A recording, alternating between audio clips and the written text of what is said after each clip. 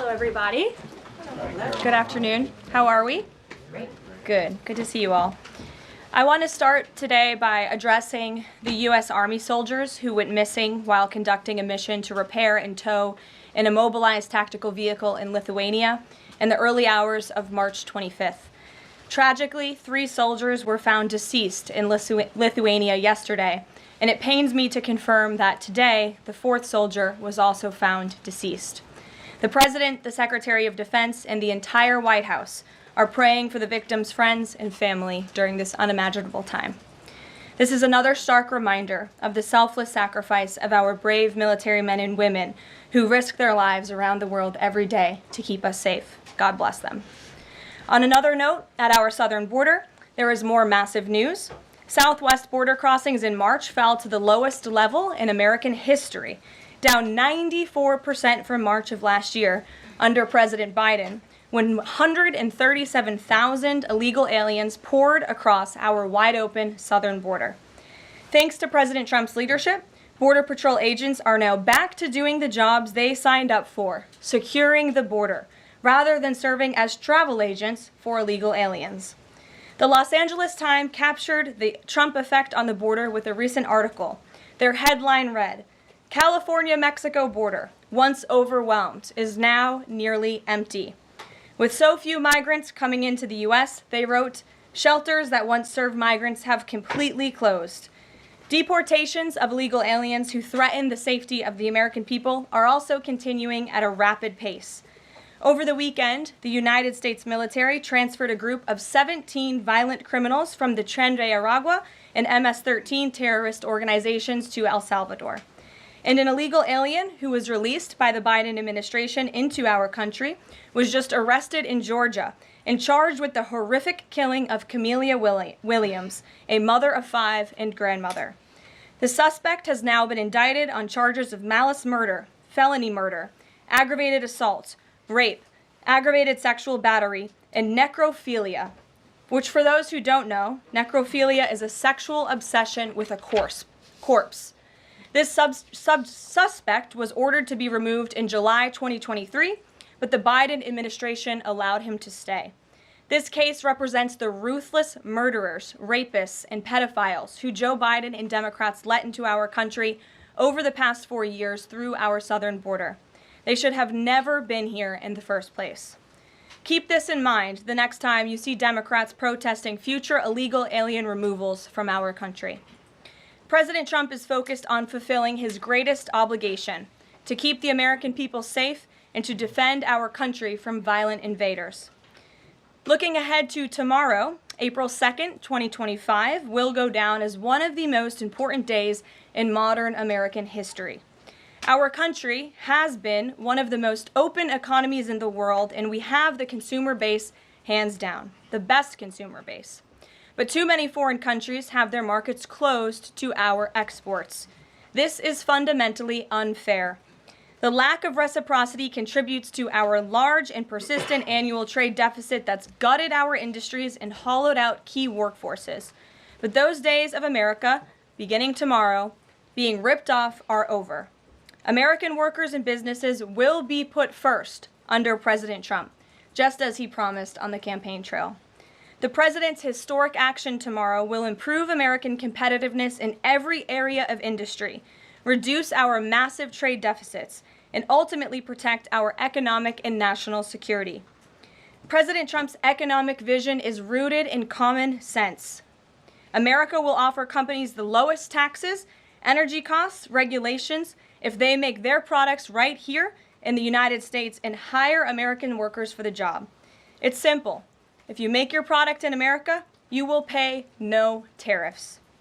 We have already seen a number of the largest companies in the world respond to this economic approach. For example, Project Stargate, led by Japan-based SoftBank and US-based OpenAI, and Oracle, announced a $500 billion private investment in the United States-based artificial intelligence infrastructure. Apple announced a $500 billion investment in U.S. manufacturing and training.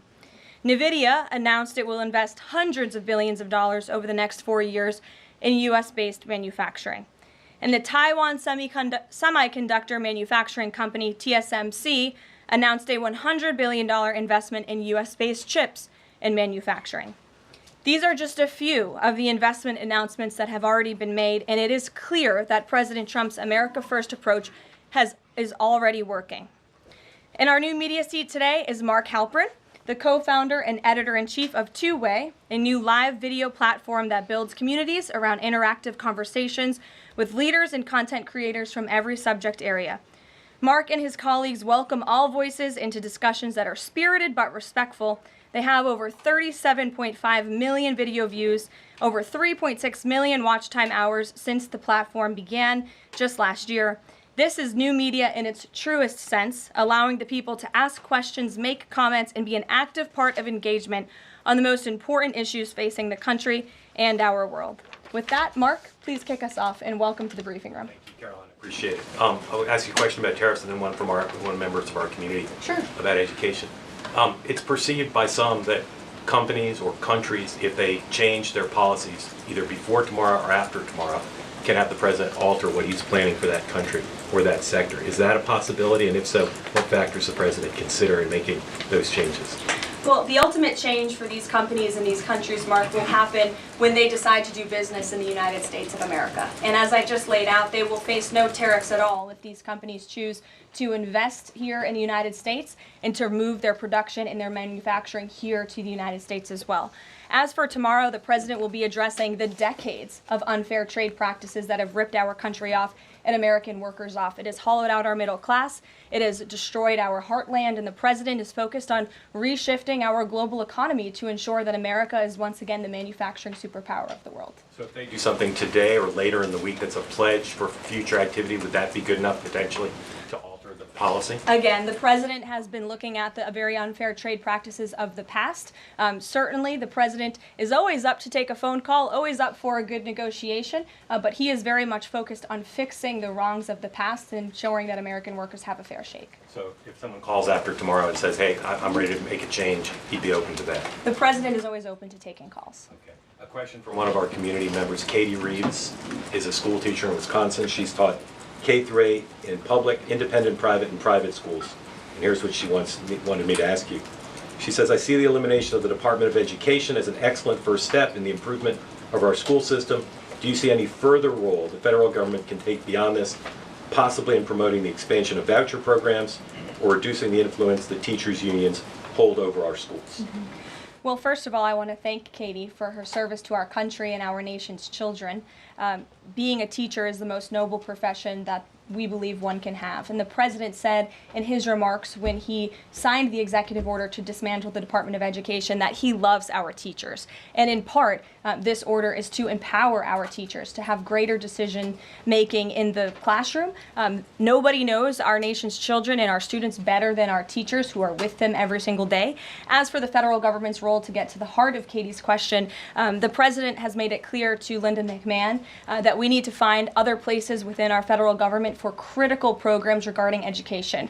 Pell Grants, Title IX, lawsuits, etc., civil rights lawsuits, all of that are critical functions, special needs programs, nutrition programs, but there are other places throughout the federal bureaucracy where those things can happen and work. The Department of Education has been a very bloated bureaucracy. We spent trillions of dollars on this department, and for what? Our children are worse off as far as education goes today than they were when this department originated, and that's very concerning to the president. So, the two issues she cited, are those priorities for the president? School education choice, vouchers, and diminishing the role of teachers' unions. The president is very supportive of both of those things, particularly when it comes to school choice. He has said that school choice is the civil rights issue of our time, and he wants every child, regardless of zip code, socioeconomic status, how much money their parents have, to be able to go to the school of their choosing that best suits their educational needs. And he is going to empower state and local leaders to make those decisions on behalf of our nation's children. Thanks for being here, Mark. Jeff. Just changing subjects for 1 second. The administration has expressed a complete confidence in how all the deportation flights to El Salvador were conducted. But now that the administration has conceded that there was an error of one Salvadoran national, will there be any reviews conducted? And does the president express any thoughts on the one error that was disclosed in court last night? Well, first of all, the error that you are referring to was a clerical error. It was an administrative error. The administration maintains the position that this individual who was deported to El Salvador and will not be returning to our country was a member of the brutal and vicious MS-13 gang. That is fact number one. Fact number two, we also have credible intelligence proving that this individual was involved in human trafficking.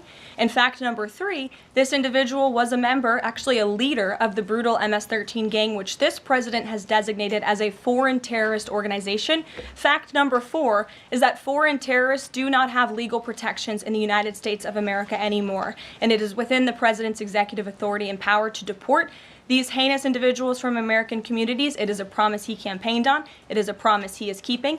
And every single person in this room should be grateful for that, considering especially MS-13 is very prevalent and prominent here in the District of Columbia, in Maryland, and in Virginia. And the president, the attorney general, everyone who has been involved in these operations is focused on eradicating these criminals and terrorists from our communities. The vice president said he was a convicted member of MS-13. What evidence is there to back that up? There's a lot of evidence, and the Department of Homeland Security and ICE have that evidence, and I saw it this morning. Steve. Has the president fully made up his mind on the level of tariffs to impose tomorrow? We keep hearing about a 20% flat rate. The president said last night he has made a decision and a determination. I was with him in the Oval Office earlier, and he is going to announce that decision tomorrow. I don't want to get ahead of the president. This is obviously a very big day. He's with his trade and tariff team right now, perfecting it to make sure this is a perfect deal for the American people and the American worker, and you will all find out in about 24 hours from now. And are the car tariffs going to go into effect on April 3rd as scheduled? Correct. Yes, they will. Okay. And last thing, would you like to respond to the Chinese military drills around Taiwan? Yes, I would. As a matter of fact, the National Security Council briefed me on this morning, and they said that the president is emphasizing the importance of maintaining peace in the Taiwan Strait, encouraging the peaceful resolution of these cross-strait issues, reiterating our opposition to any unilateral attempts to change the status quo by force or coercion. That is directly from the National Security Advisor. Just for you, Steve Holland of Reuters. Monica. Thank you so much, Caroline. Elon Musk this week revealed that Doge found that the Biden administration issued over 2 million social security numbers to illegal aliens, found 20 million dead people marked as alive in the social security system. Has the White House confirmed these numbers with Elon, and is the White House looking into correcting this? I'm not sure about those specific numbers that Mr. Musk cited. I can tell you what the Social Security Administration has said themselves, according to an Inspector General's report that was conducted last year, showing there was nearly $80 billion worth of fraud in this program. We know for a fact there are individuals who should not be receiving benefits on the Social Security rolls, and this administration is focused on cleaning out the waste, fraud, and abuse in every agency, but particularly in Social Security, to make it stronger for our tax-paying, law-abiding citizens who deserve these entitlements and programs. Because you did bring up Doge, I do want to tout the incredible efforts that have been made at the Environmental Protection Agency, and Administrator Lee Zeldin is just doing a tremendous job. Just yesterday and today it will be going into effect. He announced that taxpayers will be saved $8 million in annual lease costs by moving staff out of the 323,000 square feet of space that the EPA currently occupies, which is completely unnecessary. Yesterday, Administrator Zeldin also announced he will be shutting down a museum that the Biden administration built to tell a selective story about the EPA's history and climate change. It was a real pat on the back to President Biden. And guess how much American taxpayers paid for it? $4 million for this museum that I think only 1,000 visitors saw last year alone. And it will cost American taxpayers $600,000 per year to operate this museum. Well, it's not going to exist anymore. We're going to save taxpayers those critical funds. And Administrator Zeldin is very proud to announce that. And just at EPA alone, and the cuts that they have made, they've saved taxpayers more than $22 billion in wasteful grants and spending. Peter. Thank you, Caroline. When the president goes down to Florida on the weekends, does he ever hear from, there are so many retired folks down in Florida, does he ever hear from any retired Americans who are stressed about these wild swings in the stock market because of the tariff uncertainty, and they're sitting there on fixed income or living off a 401k, and they don't know how much money's going to be left. Well, certainly they are legitimate concerns, and the president takes those concerns very seriously, and he's addressing them every single day. And tomorrow's announcement is to protect future generations. The senior citizens you mentioned, it's for their kids and their grandkids to ensure that there are jobs here in the United States of America for their children to live the American dream, just like they presumably did. And as for their worries about their 401ks, their Social Security, I just addressed Social Security. This president is always going to protect it for our tax-paying senior citizens. As for their 401ks, look at what President Trump did for you in his first term. He is working on implementing that economic formula every single day by lowering inflation, lowering energy prices, massive deregulatory efforts, while simultaneously effectively implementing tariffs, and they'll hear more about that announcement tomorrow. And you said that the president right now is with the trade and tariff team. They are very confident that this is all going to work. But what if Yes. they're wrong?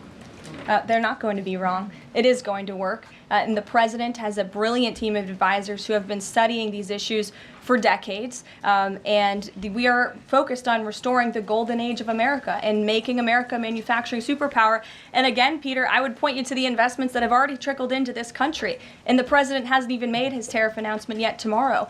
There have been billions of dollars in private investments from around the world pouring into American communities. What does that look like for those watching at home, for the people you mentioned worried about their own economic circumstances? It means more jobs in your communities, which means more money, more investments, more money in your pocket. That's what the president is committed to. And I would be remiss if I didn't mention the president's commitment to tax cuts, which we are counting on Congress to do, especially on Social Security. And one more. Sure. Are the special elections today a referendum on the president?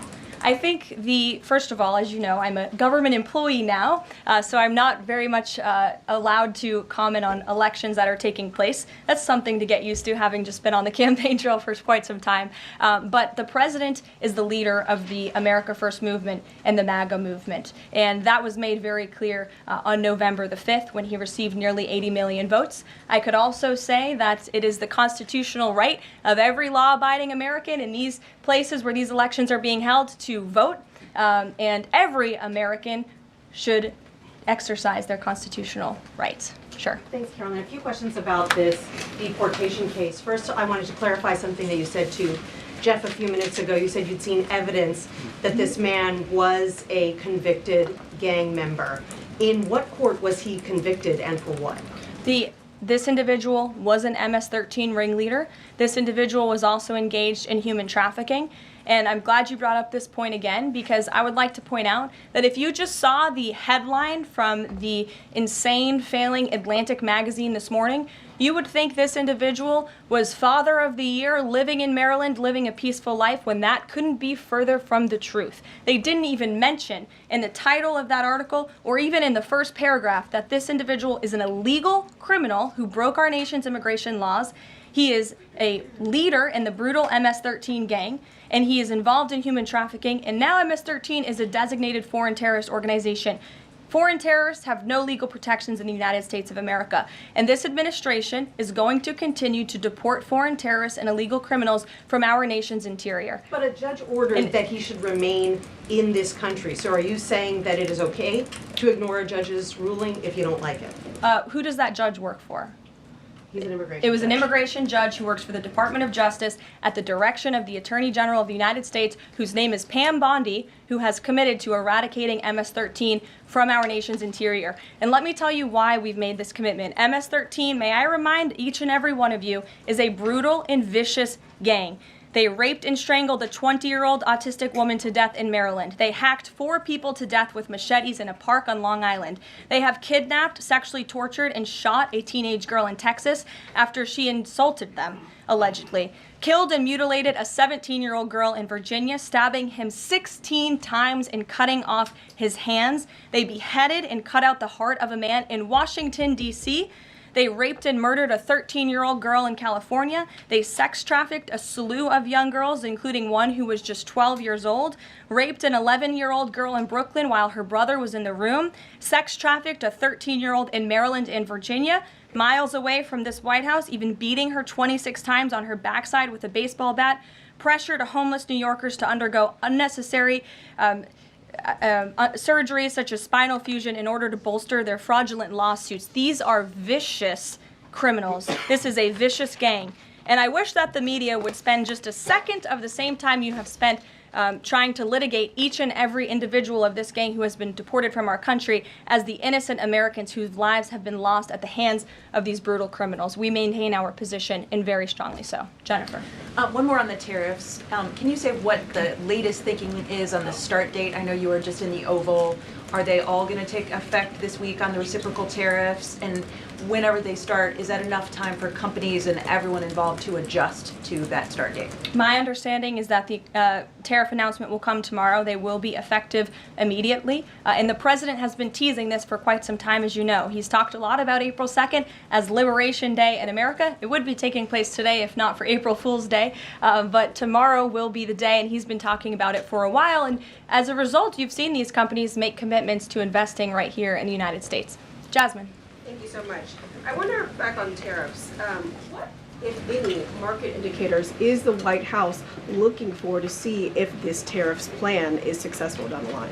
Well, look, the president has been asked and answered this question about the stock market and whether he's watching it. And I've said, and he has said, the market is a snapshot in time. Yesterday, Dow futures were up. And there's been a lot of talk about the market, and it was up yesterday. So, look, the president wants to ensure that all Americans make out well, particularly Main Street. That's the focus of these tariffs. But as I've said repeatedly, just like they were in his first term, Wall Street will be just fine. Shelby. Thanks. A bipartisan pair of senators sent a letter to the president today arguing that the recent strikes in Yemen are emboldening the Houthis and saying that Congress has not authorized war against them.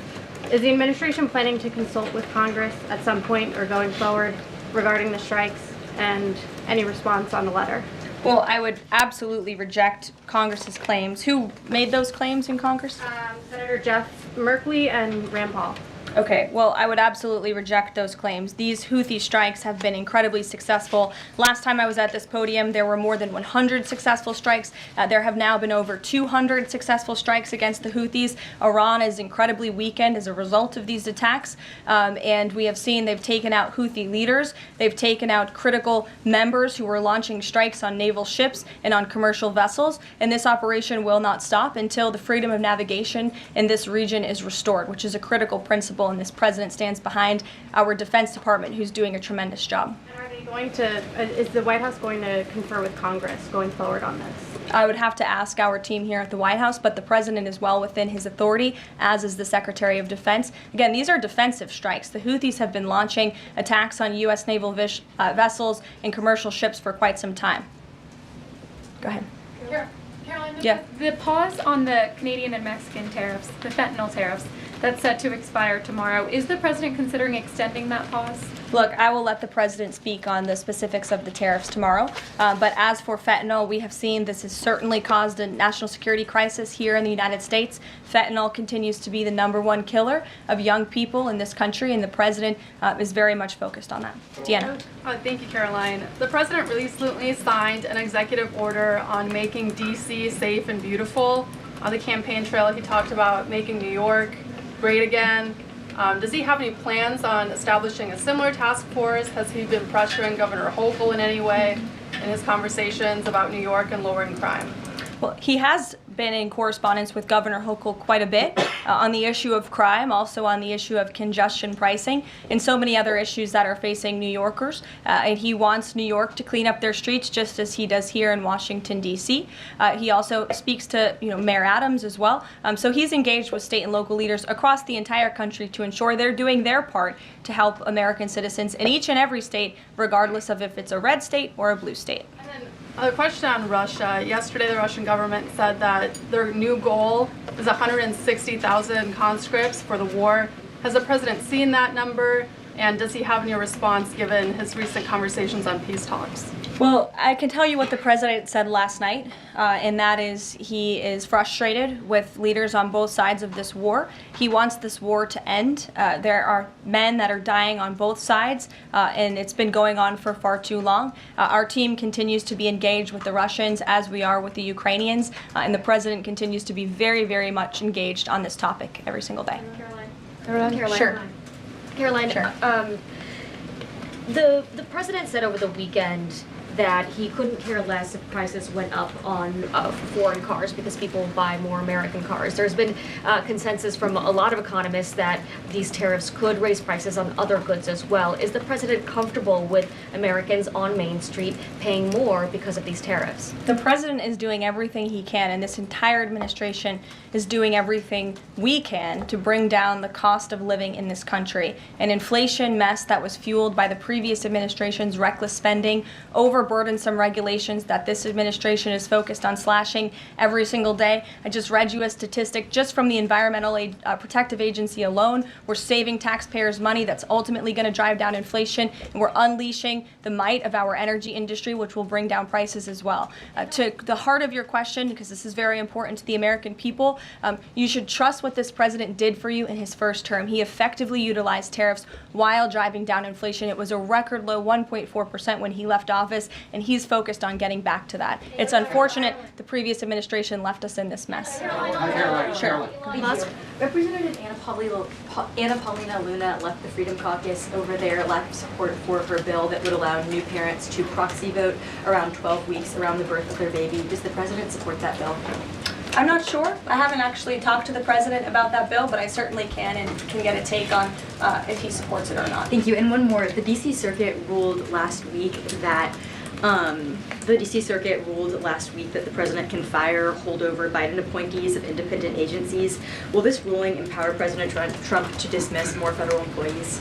Well, the president has given the responsibility to his cabinet secretaries to hire and fire at their respective agencies, and they reserve that right. You saw the Secretary of Health and Human Services announced more layoffs today. This is all part of the administration's effort for a mass reduction in force in the federal bureaucracy here in Washington, D.C. to save American taxpayers money. As for agencies within the president's executive authority, the president retains that right. And we've seen there have been bureaucrats at some of these agencies that have been trying to act independent. They need to remember who they work for. It's the executive of the executive branch. You look at the United States Institute of Peace, for example. There was a little bit of a standoff with bureaucrats over there who didn't want to realize who they work for, and that is Donald Trump. And President Trump is focused on streamlining these agencies to save American taxpayers money, and he has every right to do that. Caroline. Sure. Go ahead. Thanks, Caroline. Yeah. In Gaza, the bodies of 15 rescuers have been found in their sort of ambulances where they were apparently killed by Israeli forces. Just wondering if the White House is going to be calling on Israel to investigate that and to try and avoid similar casualties involving rescue workers in the future. Well, as for the specific situation you just mentioned, I'll talk to the president about it and our national security team. What I can tell you is what I've spoken with the president on. He very much remains committed to backing Israel, and it was only because of this president and his team's leadership that we had a temporary ceasefire in Gaza, that we were able to bring many hostages home. And the president made it very clear to Hamas, you get the hostages out, all of them, or there will be hell to pay. And Hamas is certainly witnessing what it feels like for all hell to be paid, and the president supports Israel's right to defend itself. Any progress at all on a ceasefire at the moment, as far as the president's concerned? The president and his team continue to be engaged on this every single day. Sure. Caroline. Go ahead, So I'm just wondering, related to that, if you have an approximate date for the president's first foreign trip. I think there was a little confusion yesterday about what month he was talking about. And then will he need a ceasefire to be in place or closer, either in Gaza or in Ukraine, before that trip takes place? The president will be heading to Saudi Arabia in May. As for specific dates and details, we will be reading those out to you as soon as we possibly can. I know our teams are working on the details of that trip. And then again, as for a ceasefire, the president's made it clear that's what he wants to see in Russia and Ukraine, and his team continues to be engaged on it every day. And Kelly. Signal, you said case closed yesterday. Do you, as that case was closed, do you have anything that you can share about what was learned, how this can be avoided in the future, any sort of findings from that investigation? The case is closed, and the president continues to have confidence in his national security advisor. Yes, Kelly. Kelly. Thanks, Caroline. So Sorry, the president Ed. has said... Ed, I'll come to you after. The president I'm said... glad you're so eager to ask a question.